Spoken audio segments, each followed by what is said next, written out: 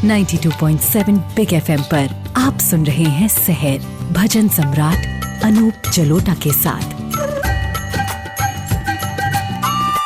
92.7 big FM पे सहर कार्यक्रम आप सुन रहे हैं और मैं अनूप जलोटा रोज की तरह आज आपके साथ हूँ। ऐसा कहते हैं कि जो सबसे बड़ी तपस्या है वो है जीवन में सच बोलना। यदि आप जीवन में सच बोलते हैं तो आपके जो शब्द हैं वो इस ब्रह्मांड में इस तरह से स्टैब्लिश हो जाते हैं कि यदि आप कुछ चाहते हैं, आपने कुछ बोला तो वो सच हो जाता है। इसलिए सच्चाई को अपने जीवन में ऐसा स्थान दीजिए कि फिर और कुछ हो ही नहीं। ये पूरी जो कायनात है, ये जो पूरा ब्रह्मांड है, आपके मुख से जो वाक्य निकल गया उसको सच करने के पीछे लग जाए। तो अपने सच को इतना प्रबल बनाइए, इतने सच्चे हो जाइए कि ईश्वर भी आपका साथ दे और आपकी बात को सच करने में सहयोगी बन जाए। सांच बराबर तप नहीं, झूठ बराबर पाप, जाके हृदय सांच है, ताके हृदय प्रभु आप। जाके हृदय सांच है, ताके हृदय प्रभु आप।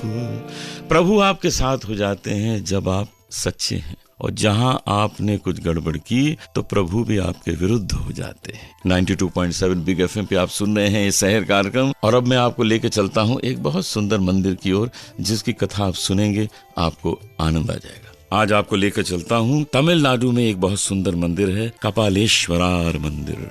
ये शिव मंदिर है और ये मायलापुर जो क्षेत्र है वहां पर स्थित है। यहाँ पार्वती जी की पूजा होती है। उन्हें कल्पगंबल कहा जाता है। इस नाम से पार्वती जी को पुकारा जाता है और इसका अर्थ होता है तमिल में कि ऐसा पेड़ जो हमारी सारी इच्छाएं पूरी कर देता हो। पुराणों के अनुसार शिव जी एक मोर के स्वरूप में यहाँ पूजे जाते हैं। शिव जी को कपिलेश्वरार कहा जाता है यहाँ, और मयल का मतलब होता है मोर। इसका मतलब है कि वहाँ इस क्षेत्र को मायलापुर जो कहते हैं, तो शिव जी को एक मोर के स्वरूप में पूजा जाता है। जब ब्रह्मा जी और शिव जी कैलाश पर्वत पर मिले तो ब्रह्मा जी ने शिव जी को सम्मान नहीं दिया, तो शिव जी क्रोध में आ गए और उन्हें ब्रह्मा जी का एक सिर अलग कर दिया। ब्रह्मा जी का सर अलग क्या होना था, उनकी शक्तियां भी चली गईं। फिर ब्रह्मा जी ने इसी स्थान पर आकर शिव जी की पूजा की, एक यज्ञ किया, जिससे कि उन्हें अपने घमंड से मुक्ति मिले और उनकी शक्तियां उन्हें वापस मिले। मार्च और अप्रैल के दिनों में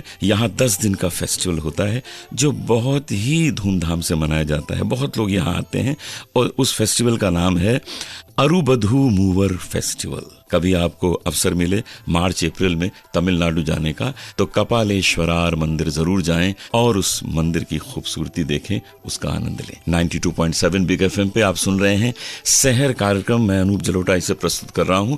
अब मैं आपको सुनाता हूं एक भजन। मैंने लीनो मैंने लीनो,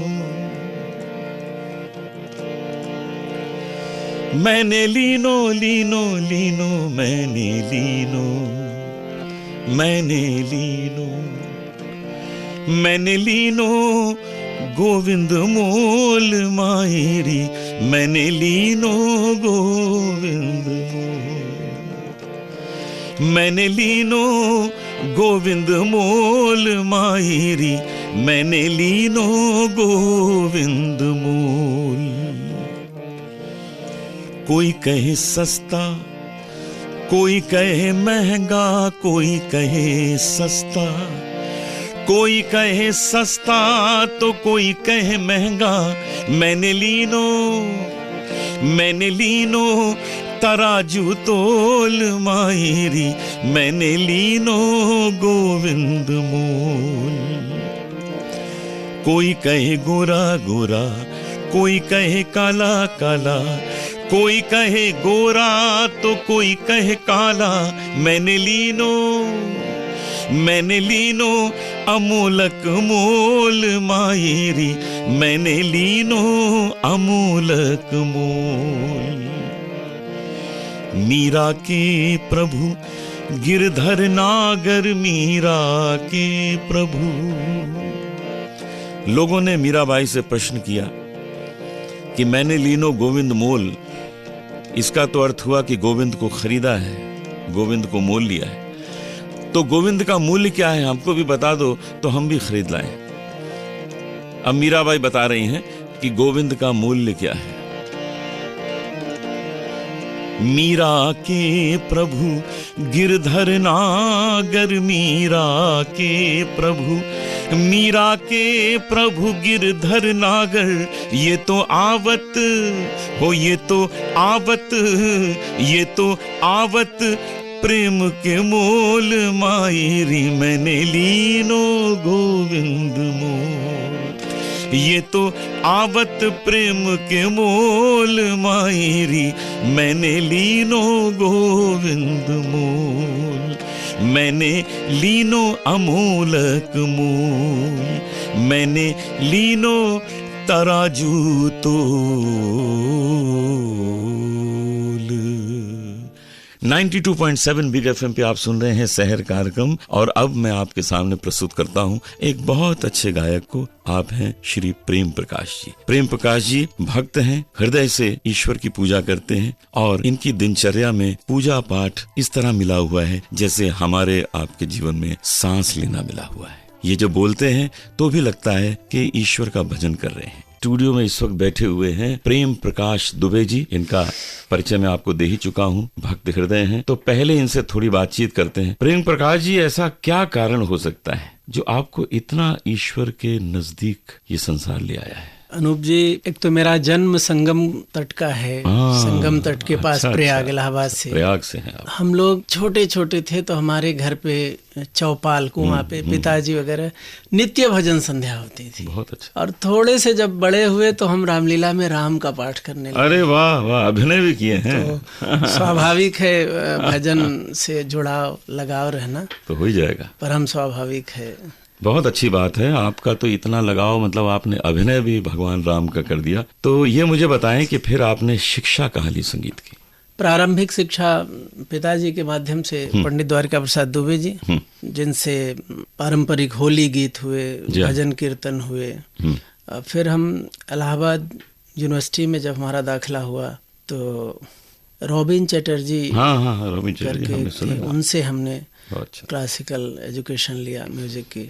बहुत अच्छा, बहुत अच्छा। तो आज हमारे श्रोता आपसे क्या सुनने जा रहे हैं? एक गीत हम गाना चाहते हैं पंडित जी, भगवान राम के विवाह से जुड़ा है। हाँ, बहुत सुंदर। चल देखी सखी राम बने दुल्हा, चल देखी सखी राम बने दुल्हा, चल देखी सखी। मौरा संवारे राम दशरथ के अंगना, मौरा संवारे राम दशरथ के अंगना। मौर्य संवारे जनक अंगना, चल देखी सखी राम बने दुल्हा, चल देखी सखी। जोरा संवारे राम दशरथ के अंगना, जोरा संवारे राम। हम लोग के यहाँ दूल्हा जब बनते थे तो जोरा जामा पहनते थे। जोरा संवारे राम दशरथ के अंगना, जामा संवारे जनक अंगना, चल देखी सखी राम बने दुल्हा, चल देखी सखी। धनु ही है हाथे, तीर है हाथे, धनु ही है हाथे, तीर है हाथे। पहने है सुंदर सुंदर गहना, चल देखी सखी राम बने दुल्हा, चल देखी सखी। बहुत सुंदर, बहुत सुंदर, बहुत सुंदर चित्रण, सुंदर वर्णन। आपने इस भजन को गा के मुझे तो प्रसन्न कर ही दिया है, हमारे श्रोता भी नृत्य कर रहे होंगे सुन सुन के। बहुत सुंदर, धन्यवाद। 92.7 बिग एफएम पे अभी आपने सुना प्रेम प्रकाश दुबे जी को। इनके गायन में कितनी भक्ति है और कितना सुंदर चित्रण है। ईश्वर इनको और भी नाम दे, और भी प्रसिद्धि दे और प्रतिष्ठा दे। चलिए, आज का कार्यक्रम हम यहीं समाप्त करेंगे। आपको फिर मिलेंगे नए शहर कार्यक्रम में, नए भजनों के साथ एक नए सुंदर मंदिर का वातावरण आपके समक्ष प्रस्तुत करूंगा। तब तक के लिए आज्ञा दें अनूप जलोटा को। नमस्कार। सुनते रहिए शहर भजन सम्राट अनूप जलोटा के साथ। 92.7